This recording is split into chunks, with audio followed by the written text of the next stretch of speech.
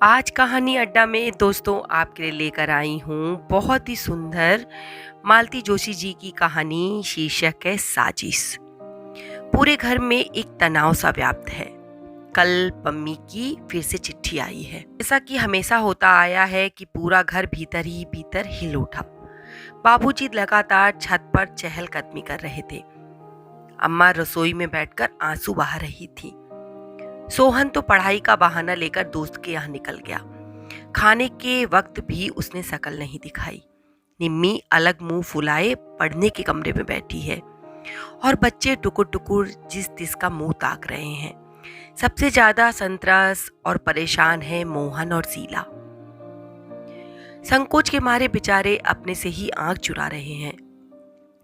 दोनों ने जैसे अपने होंठ सी लिए, डरते हैं कि ऐसी वैसी कोई बात मुंह से ना निकल जाए जो बारूद के ढेर में चिंगारी का काम करे। वैसे ही वे दोनों हमेशा से कटघरे में खड़े हैं। घर में अच्छा बुरा जो होता है उन्हीं के सिर जाता है। पम्मी की जब भी चिट्ठी आती है दोनों पति पत्नी अपराध बोध से ग्रस्त हो जाते हैं, क्योंकि इस चिट्ठी की पहली प्रतिक्रिया अम्मा पर होती है। वे बड़बड़ाना शुरू कर देती हैं। इनके लिए तो बहन बाहर हो गई थी, बस ठाव देखा ना ठिकाना, झोंक दी भट्टी में। अम्मा को तो बस कुछ ना कुछ कहते रहना है। उनकी इन्हीं बातों से तंग आकर वे लोग निम्मी के वक्त थोड़ा सा सुस्त पड़ गए हैं। तो भी अम्मा बाबूजी 100 बार सुना चुके हैं। दो भाई हैं, पर किस काम के। मजे से हाथ पर हाथ रखकर बैठे हैं। कल को लड़की किसी का हाथ पकड़कर भाग जाएगी तब अकल ठिकाने आएगी। परेशान है मोहन शीला। किसी करबट उन्हें चैन नहीं। और अब फिर मम्मी की चिट्ठी आ गई। अब इस घर में मेरा निवाह नहीं हो सकता।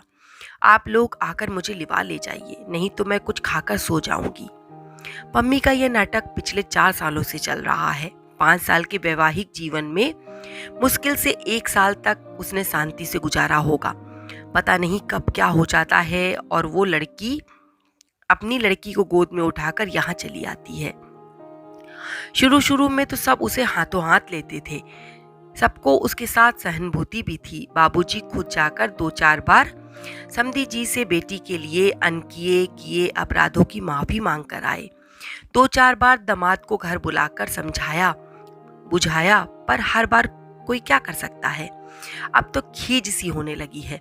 मम्मी जब भी आती है घर का बना बनाया रूटीन तहस नहस हो जाता है। बजट की धज्जियां उड़ जाती हैं। शीला तो उन दिनों अपने सारे अरमानों की भावनाओं की गठरी बनाकर मन के एक कोने में पटक देती है, क्योंकि सबसे ज्यादा उसे ही सहना पड़ता है। सब लोग तो अपने अपने काम से बाहर निकल जाते हैं। पम्मी की दर्द भरी दास्तान और अम्मा के ताने उसी के हिस्से में आते हैं। ये तो वो किसी तरह सह जाती है, पर जब उसके फूल से बच्चे उपेक्षा का शिकार होते हैं तो उसका खून खौल उठता है। उनके कपड़े, खिलौने, यहाँ तक कि दूध में भी पम्मी की मुनमुन का हिस्सा निकालना पड़ता है। दिन भर दादा दादी की डांट पड़ती है सो अलग। दुखियारी बेटी के लिए अम्मा उन दिनों कुछ ज्यादा ही तरल हो जाती हैं। दिन घर में स्त्री पकवान बनने लगते हैं। अम्मा रोज पम्मी को लेकर रिश्तेदारों क्या निकल जाती हैं। रिक्शे तांगे में ढेर सा रुपया फूक डालती हैं। पम्मी का मन बहलाने के लिए निम्मी को ठेल ठाल कर उसके साथ सिनेमा या पार्क भेज दिया जाता है। इन सब कार्यक्रमों के लिए शीला को ही पैसे देने पड़ते हैं, और वो भी खुशी खुशी, नहीं तो अम्मा का पारा चढ़ जाता है। बजट के गड़बड़ाते ही सारी व्यवस्था चरमराने लगती है। हर कोई एक दूसरे पर खींच उतारने लगता है। आरोपों प्रत्यारोपों का एक दर्दनाक सिलसिला शुरू हो जाता है। घर जैसे नर्क बन जाता है। तब ऊबकर पम्मी कहती है कि यही सब सहना था तो अपने घर में क्या बुरी थी। सारा घर जैसे सांस रोके इसी क्षण की प्रतीक्षा में जीता है। बाबूजी फौरन उसकी बात को उठा लेते हैं और तैयारी का आदेश जारी कर देते हैं। फिर ढेर सारे साथ सम्मान के साथ भाई लोग उसे ससुराल छोड़ आते हैं। ये विदाई भी कम जानलेवा नहीं होती। घर की मामूली सी आय में एक बड़ा सा छेद कर जाती है। कई जरूरी खर्च जैसे अम्मा की चप्पल, बाबूजी का टॉनिक, सोहन का स्वेटर, निम्मी का सूट अगली किसी शुभ घड़ी के लिए टल जाता है। पर सब लोग राहत में रहते हैं, संतोष की सांस लेते हैं। पर खर्च की गहरी खाई ठीक से पट भी नहीं पाती कि पम्मी का खत फिर से आ जाता है। 2 दिन तक लगातार तनाव झेलने के बाद शीला से नहीं रहा गया। पति से बोली, देखो तुम तो दिन भर बाहर रहते हो, इनकी नजरें झेलनी पड़ती हैं मुझे। ऐसे देखते हैं जैसे मैं कोई हत्यारिन हूँ।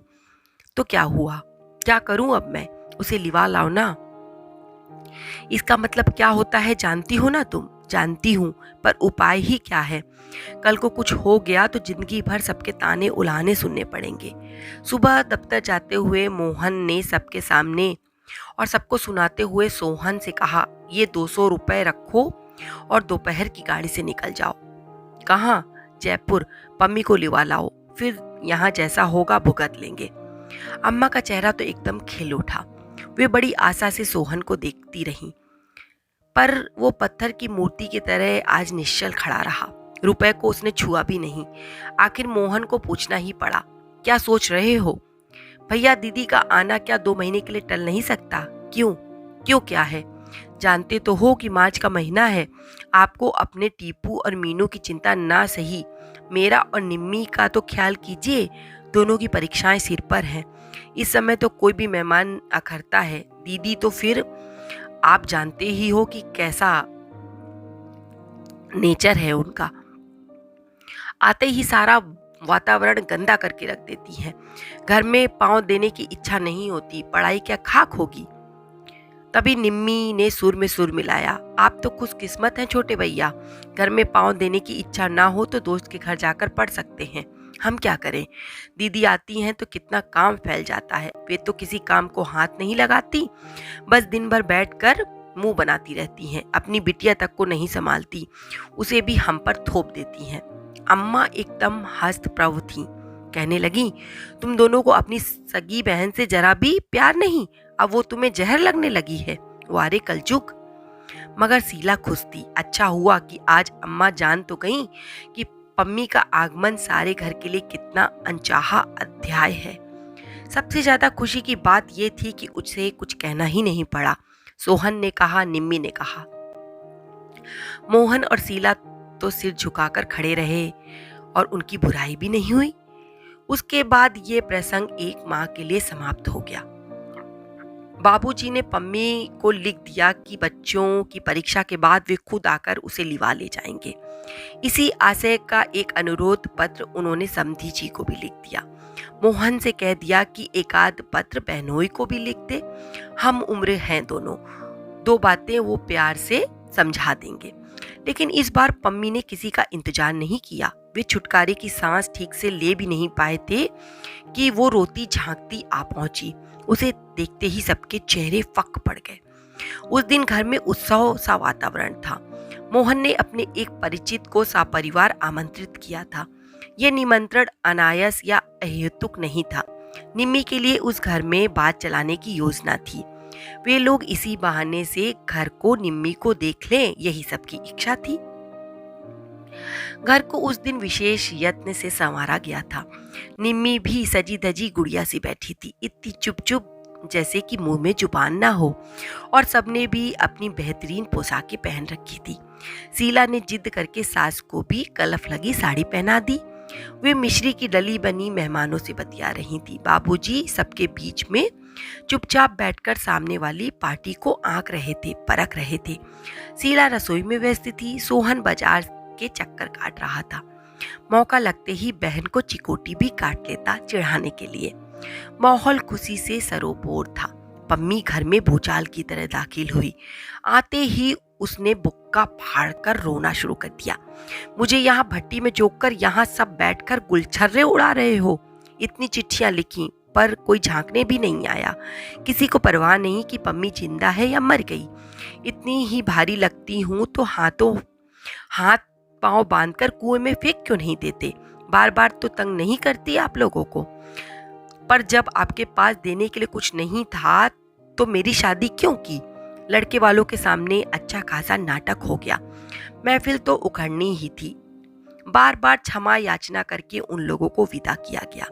उनके यहाँ से क्या जवाब आएगा ये तो अब करीब करीब निश्चित ही था। बड़ी मुश्किल से कहीं बात चली थी। सब चौपट हो गया। महीने के अंतिम दिन थे। फिर भी मोहन ने जी कड़ा करके स्वागत सत्कार में 150 फूंक ही डाले थे। सब पर पानी फिर गया। घर में जैसे मातम छा गया। निम्मी तो खटपटी सी ऐसी पड़ गई कि उसने खाना भी नहीं खाया और लोग भी पम्मी से खिंचे खिंचे ही रहे। अम्मा और भाभी को छोड़कर किसी ने ठीक से कुशल क्षेम भी नहीं पूछा उससे। अपने स्वागत का नया अंदाज देखकर पम्मी सहम गई। 2 दिन तो उसने किसी तरह सब्र कर लिया। तीसरे दिन फट पड़ी। लगता है किसी को मेरा आना अच्छा नहीं लगा। पहले से जानती तो यहाँ आती ही क्यों। अपमान ही सहना है तो अपने घर में सहूंगी, घर में नहीं निभेगी तो कहीं नौकरी कर लूंगी। सोहन भी जैसे तैयार ही बैठा था दोस्तों। बोला तो कर लो नौकरी। जिंदगी भर भैया भाभी की छाती पर मूंग दलना क्या जरूरी है। जब मन होता है मुंह उठाकर चली आती हो। आखिर तुम्हारे लिए कोई कितना करेगा। घर में एक और लड़की भी है ना।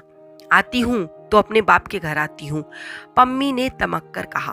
तुम्हारे दरवाजे आऊं तब आंख दिखाना, बाप का घर है। कहकर सोहन बाहर चला गया। वो अपने दिल का गुबार निकाल चुका था। सुखी है सोहन, अविवाहित है, इसलिए मन की बात बेरोक टोक कह डालता है। कोई कह नहीं सकता कि बीबी ने उसके कान भर दिए हैं। अपमान से पम्मी के आंसू निकल आए। सबसे ज्यादा दुख तो इस बात का था कि सोहन इतनी बड़ी बात कह गया और बाबूजी कुछ नहीं बोले, जिनके बल पर वो अकड़ रही थी। कानों में रुई दिए चुपचाप छत की कड़ियां निहार रहे थे। बाबूजी, ओ बाबूजी, उसने कातर स्वर में पुकारा। सब सुन रहा हूँ बेटी, बाबूजी ने उसी तरह छत की ओर देखते हुए कहा। पर सच बात तो ये है कि बेटा अब तुम्हारे बाप का घर ये नहीं रहा। सब तो चुक गया। पेंशन जो मिलती है वो दवाइयों के लिए भी पूरी नहीं पड़ती। बेटे के भरोसे पर जी रहा हूँ। अपनी लंबी चौड़ी गृहस्थी उसके गले मड़कर बैठ गया हूँ। उसका बोझ और कितना बढ़ाऊं। लेकिन बाबूजी, पम्मी इतना कहकर चुप हो गई। पम्मी बेटी, हम लोग तुम्हारे जन्म के जिम्मेदार हैं। कर्म तो तुम्हें अपने खुद से झेलने होंगे। सुख दुख जो भी हो अपने घर में ही सहो बिटिया। कल को तुम यहाँ आकर बैठ जाओगी तो बताओ निम्मी को कौन स्वीकारेगा। पम्मी के सारे सवाल खत्म हो गए थे और शायद उनके उत्तर भी मिल गए थे। 3-4 दिन बाद पम्मी को सोहन के साथ गाड़ी में बिठाकर लौटे तो बाबूजी को ऐसा लगा जैसे बेटी को अंतिम विदा दे आए हों।